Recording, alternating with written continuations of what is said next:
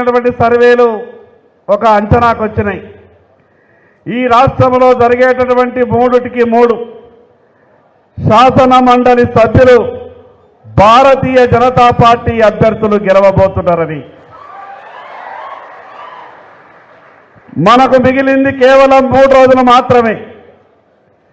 ఈ రాష్ట్రంలో రేపు భారతీయ జనతా పార్టీ అధికారంలోకి వస్తున్నదని చెప్పడానికి ప్రధాన సంకేతం ఈ శాసన మండలిలో ఎన్నిక గెలుపు.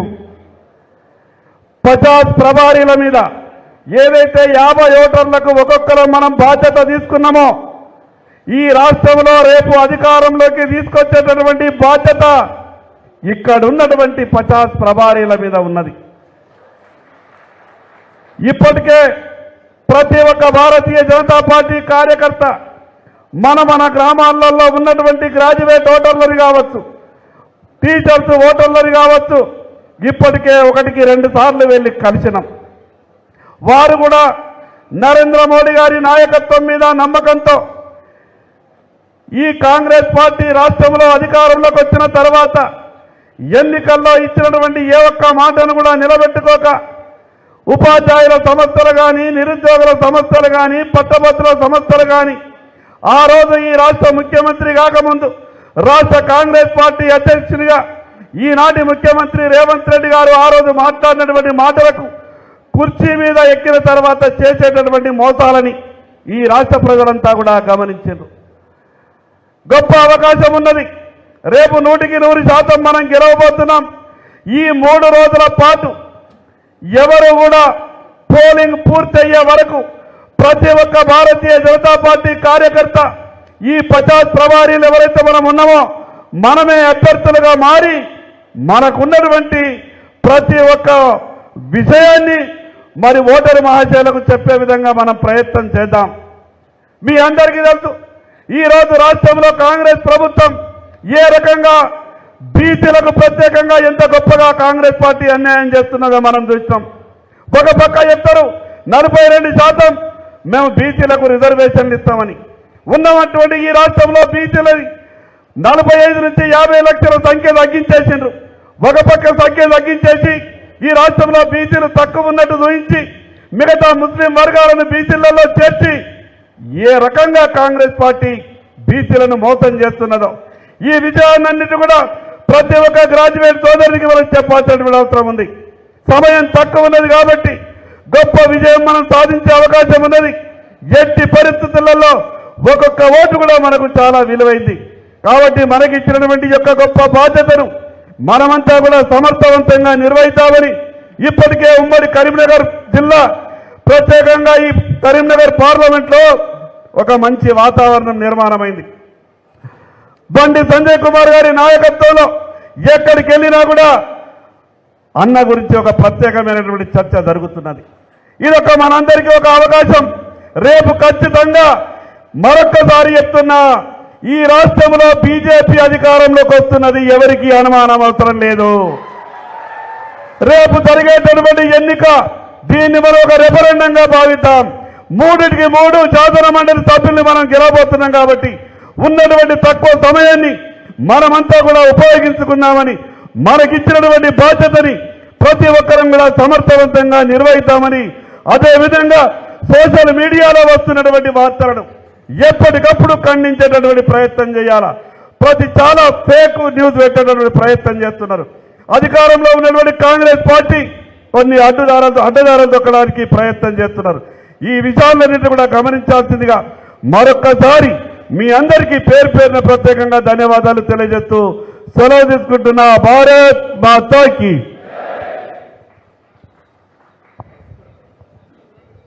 శంకరన్నకి ధన్యవాదాలు. ఒకసారి మనం అందరం కూడా హాల్లోకి వచ్చే ముందు కాన్స్టిట్యున్సీ వైజ్గా టీచర్స్ కానీ గ్రాడ్యుయేట్స్ కానీ రిజిస్ట్రేషన్ కౌంటర్స్ బూత్ వైజ్గా 50 పేపర్లు అందరూ కూడా రిజిస్ట్రేషన్ చేసిరని అనుకుంటున్నాం. ఒకవేళ చేయకుంటే వాళ్ళు కూడా ఎంట్రీ చేసుకోండి. రెండోది ఏంటంటే ఒక్కొక్క కాన్స్టిట్యున్సీ వైజ్గా ఎవరు వచ్చారో ఒకసారి చేతులు ఎత్తాల్సిందిగా కోరుతున్నాం. ఎవరైతే నిలబడే వారికి చైర్స్ నెక్స్ట్ హాల్లో స్క్రీన్ ఏర్పాటు చేయడం జరిగింది. అందులో కూడా కూర్చునే అవకాశం ఉంటుంది కాబట్టి ఎవరు కూడా నిలబడకుండా ఆ హాల్లో కూర్చోవలసిందిగా కోరుతున్నాం. ఒకసారి కరీంనగర్ అసెంబ్లీ నుంచి వచ్చినటువంటి 50 ప్రభారీలు చేతులు ఎత్తాల్సిందిగా కోరుతున్నాం. కరీంనగర్ అసెంబ్లీ.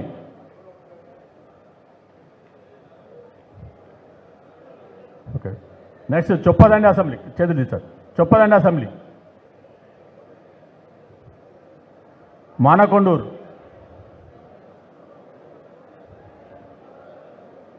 హుజురాబాద్.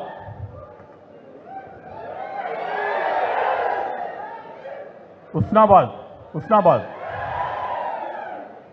సిరిసిల్ల. వేములవాడ. నెక్స్ట్ హాల్లో ఉండొచ్చు. అందరికీ ధన్యవాదాలు. మన కామారెడ్డి శాసనసభ్యులు పెద్దలు వెంకటరమణారెడ్డి గారిని మాట్లాడాల్సిందిగా కోరుతున్నాను.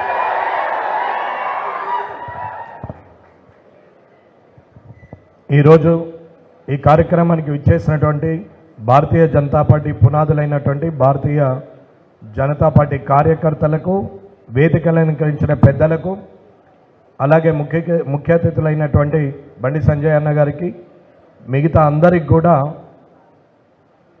స్వాగతం, సుస్వాగతం. ఈ కార్యక్రమం దిగ్విజయంగా నడవాలని చెప్పి ఎమ్మెల్సీ ఎలక్షను గెలవాలా అనే ఆలోచన మీద ఈ 25-50 ప్రభారీలను ఏర్పాటు చేశారు. ఎక్కడైతే ఓట్లు ఎక్కువ ఉన్నాయో అక్కడ 50 ప్రభారీలను చేశారు. ఎక్కడైతే ఓట్లు తక్కువగా ఉంటే అక్కడ 25 ప్రభారీలను చేశారు. ఈ కరీంనగర్ పార్లమెంటు, ఈ పెద్దపల్లి పార్లమెంటులో మొత్తం కలిసి 2.5 లక్షల ఎమ్మెల్సీ గ్రాడ్యుయేట్ ఓట్లు ఉన్నాయి. మిగతా జైరాబాదు, మెదక్, నిజామాబాదు, ఆదిలాబాదు పార్లమెంటుకు సంబంధించి లక్ష చిల్లర ఉన్నాయి. అంటే గెలిస్తే ఎవరికి పేరు వస్తుంది, ఓడిపోతే ఎవరికి పేరు వస్తుంది అనేది మీరు ఆలోచించుకోవాల్సిన అవసరం ఉన్నది. ఇక్కడే నిర్ణయం తెలిసిపోతుంది. గెలిస్తే కరీంనగర్, పెద్దపల్లి పార్లమెంట్లకే పేరు వస్తుంది, అంటే బండి సంజయ్ అన్న గారికి, ఆయన సైన్యమైన మీకు. అదే ఓడిపోయినా ఆ పేరు కూడా బండి సంజయ్ అన్న గారికి, మీకే వస్తుంది, వేరేది ఏముండదు. ఇక్కడ గెలిచినా ఓడినా బాధ్యత మీది. కాబట్టే ఇక్కడ 8-10 రోజులుగా ఇక్కడే తిరగడానికి కారణం ఏంటంటే ఓట్లు ఎక్కువ ఉన్నాయి కాబట్టి ఇక్కడ ఎట్టి పరిస్థితుల్లో టర్నింగ్ ఇచ్చుకోవాలని పాయల్ శంకరన్న గారు కానీ, నేను కానీ సంజయ్ అన్నతోనే తిరుగుతూ పోయినాం. మంచిర్యాల నుంచి సిద్దిపేట వరకు ఉన్నటువంటి ఓట్లు 2.5 లక్షలు. అక్కడ మెదక్ నుంచి మొదలు పెడితే ఆదిలాబాద్ వరకు ఉన్న ఓట్లు 1,00,000 చిల్లర. నా కాన్స్టిట్యున్సీలో 8,000 ఉన్నాయి. నేనున్నా లేకున్నా అక్కడ నిర్మాణము ఉంది. వారు 8,000 అంటే కనీసం సగం పైన ఎట్టి పరిస్థితులలో వేయించుకోగలుగుతామనే ఒక నమ్మకం ఉంది. కానీ ఇక్కడ నిర్మాణం ఉంది, సంజయ్ అన్న గారు ఉన్నారు, అత్యధికమైన ఓట్లు ఉన్నాయి. చిన్న పొరపాటు జరిగినా అది రేపు అన్నకు చెడు పేరే, కరీంనగర్ పార్లమెంటుకు చెడు పేరే. ఇది కరీంనగర్ అంటే యావత్తు భారతదేశంలో తెలిసినటువంటి పార్లమెంటు. కాబట్టి మీరు ఖచ్చితంగా ఆలోచించుకోండి. ఇందులో రాజకీయంలో ఇద్దరు ఉంటారు, ఒకరు అసమర్థుడు, ఒకడు సమర్థుడు. అసమర్థుడు ఎవడంటే పక్కోని మీద కంప్లైంట్ చేసుకుంటా, ఎంతసేపు పక్కోని మీద ఏడ్చుకుంటా, ఎప్పుడు పక్కోని మీదనే మాట్లాడుతూ ఉంటారు. వాళ్ళు పని చేయరు, కానీ నేను చేస్తా, కానీ అతను చేయనిస్తలేడు. ఇది కంప్లైంట్. ఇక సమర్థుడు అంటే ఎన్ని కంప్లైంట్లు చేసినా, ఎవరు ఏమన్నా, నేను అనే వ్యక్తిని రేపొద్దున కార్పొరేటర్ కావాలా, కౌన్సిలర్ కావాలా, సర్పంచ్ కావాలా, రేపు వార్డు మెంబర్ కావాలా, సొసైటీ అధ్యక్షుని కావాలా, సొసైటీ మెంబర్ని కావాలా, ఎంపీటీసీని కావాలా, ఎంపీపీని కావాలా, జడ్పీటీసీ కావాలా, జిల్లా పరిషత్ చైర్మన్ కావాలనే ఆశ ఉంటుంది చూడండి, వాళ్ళు సమర్థులవుతారన్న.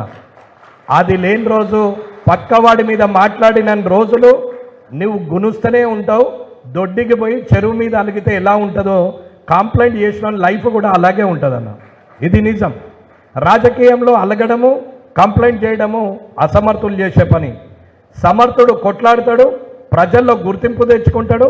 ప్రజలు గుర్తించిన రోజు పార్టీ స్థాయిలో ఎంత పెద్ద నాయకత్వం ఉన్నా నీ ఇంటి ముందడికి వచ్చి నిలబడుతుంది. అది గొప్పతనం, అది ప్రజలు గుర్తించాల.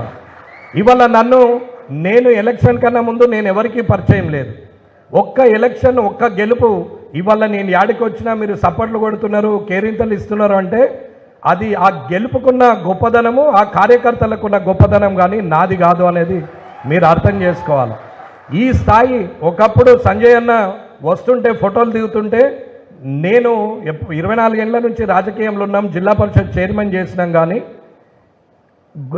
ఆ సంజయ్ అన్న గారు వస్తుంటే జనం ఫోటోలు దిగడానికి నూకేస్తే మేము కనీసం 1 మీటరు 2 మీటర్ల దూరము పబ్లిక్ నూకితే దూరం పోయి గోడల పొట్టి అతుకుతుంటిమి. ఎప్పుడు ఇట్లా ఫోటోలు దిగుతారా నాతోనే నాకు కూడా కసి ఉంటుండే. అదే తర్వాత గెలిపొచ్చినాక అదే సంజయ్ అన్న దగ్గరికి వస్తే మీరే నాతోనే ఆ ఫోటోలు దిగితే ఆనాడు సంతోషం ఇంత అంత కాదు, గెలుపు కన్నా ఎక్కువ. అది గుర్తింపు అన్న. ఆ గుర్తింపుకు కారణం ఎవరు? కార్యకర్తలు. కార్యకర్తలే మొట్టమొదలు, నాయకుడే తర్వాత. మీరు గెలిపిస్తేనే సంజయ్ అన్న ఎంపీ అయిండు, మీరు గెలిపిస్తేనే ఎంపీ అయిండు కాబట్టి మంత్రి అయిండు. అది మీరు గుర్తించాలా. ఇకపోతే అంజిరెడ్డి అన్న రేపు ఎమ్మెల్సీలా మీరు గెలిపిస్తేనే కరీంనగర్కి పేరు, బండి సంజయ్ అన్నకు పేరు. అందుకే సంజయ్ అన్నకు ఏమన్నామంటే, అన్న మీరు ఓట్లు లేని దగ్గరికి కాదు, ఓట్లు ఉన్న దగ్గర ఈ 14 నియోజకవర్గాలు సిద్దిపేట కలిపితే ఆ 15-16 నియోజకవర్గాలు ఏవైతున్నాయో వీటిలోనే కాన్సన్ట్రేట్ చేయండి, కానీ బయటకు వెళ్తే రేపు ఏమన్నా చెడు పేరు వస్తే మీకే వస్తుంది అన్న అని కూడా చెప్పడం జరిగింది. అన్నతో పాటు మేము కూడా ఇక్కడే ఉన్నాం. అన్న నా దగ్గర ఉన్న 8,000 పడకున్నా అది కూరల కళ్యామాకు తిరిగి అంతే, ఏమీ ఫరక్ పడదాడ. వెంకటరమణారెడ్డి పేరు ఏం చెడిపోదు, గెలిచిన పేరు అదనంగా వచ్చేది ఏం లేదు. కానీ ఇక్కడ ఆ సమస్య మీదైతుంది. మీరు దయచేసి అర్థం చేసుకోండి. మీరు సమర్థులా అసమర్థులా అనేది ఈ ఎన్నిక నిర్ణయిస్తుంది అని చెప్తున్నాం.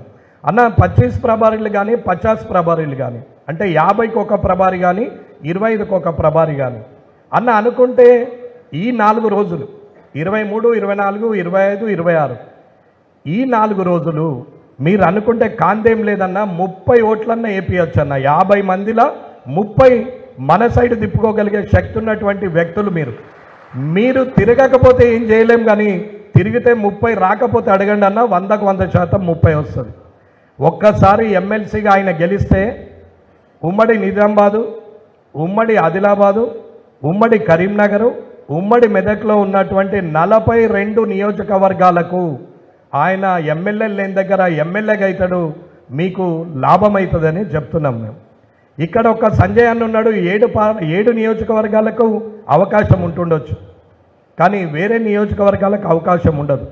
రేపొద్దున ఎమ్మెల్సీ అయితే ఒక చిన్న రోడ్ అయినా, చిన్న మోరైనా, ఆఖరికి స్ట్రీట్ లైట్ అయినా ఏదైనా పెట్టాలంటే 42 నియోజకవర్గాల్లో ఆయనకు పెట్టే హక్కు ఉంటుంది. ఎమ్మెల్యేగా గెలిచిన నాకు నా కామారెడ్డి తప్ప పక్కకు గజం కూడా జరగరాదు. ఇది అర్థం చేసుకోండి ఎమ్మెల్సీకి ఉన్న పెద్ద పేరేందనేది.